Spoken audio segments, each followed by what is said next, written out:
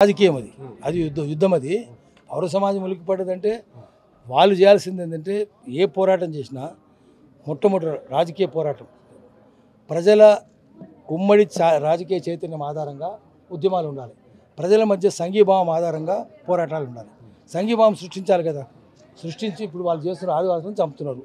చంపుతుంటే మనం పోయి పోరాటం చేయాలి. పోరాటం చేయాలంటే పౌర సమాజం ఉంటే కదలాలి కదా. మరి కదలలేదు కదా. పౌర సమాజం కదలినప్పుడు ఏదైనా విజయవంతం కాదు. పౌర సమాజమే ముందుకు పోవాలి.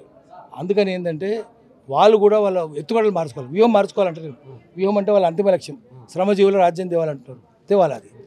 కానీ ఎత్తుగడలు అంటే దాని చేరే మార్గాలు మార్చుకోవాలంటే సిపిఐ సిపిఎం శ్రామిక వర్గ నియంతృత్వం కోసం పనిచేసేవాళ్ళు, శ్రామిక వర్గ పాలన కోసం పనిచేసేవాళ్ళు వాళ్ళందరినీ ఏకం చేయాలి.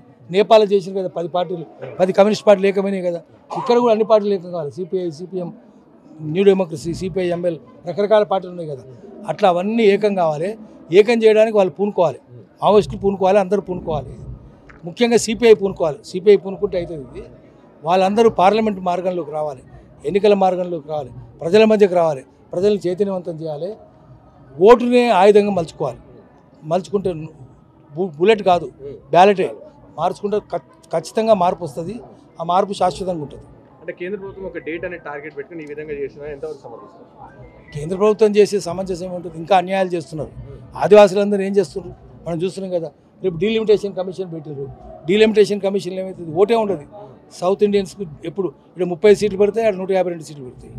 మరి వాళ్ళదే జరుగుతుంది. ఫైనాన్స్ కమిషన్ ఎన్కే సింగ్ పెట్టిండ్రు. 15th ఫైనాన్స్ కమిషన్ డబ్బులన్నీ నార్త్కే పోతాయి. సౌత్ డబ్బులన్నీ నార్త్కే పోతాయి. వాళ్ళు ఇట్లా అనేకం చేసుకుంటూ పోతున్నారు. సో ఇంతకంటే పెద్ద ఇష్యూస్ ఉన్నాయి. చిన్న ఇష్యూస్ కాదు. అసలు పోడు ఏ ప్రభుత్వమైనా కాంగ్రెస్ కావచ్చు, బీజేపీ కావచ్చు, టీఆర్ఎస్ కావచ్చు, పోడు పేర్ల మీద రైతులందరూ ఆదివాసులను తరిమేస్తున్నారు కదా. అందుకని ఒక పార్టీ అని కాదు, అన్ని పార్టీలు అట్లే ఉన్నాయి. ఒక వ్యక్తుల గురించి వాటి చుట్టూ తిరగకుండా మనము సమస్యల చుట్టూ తిరగాలి. సమస్యలకు పరిష్కారం చుట్టూ తిరగాలి.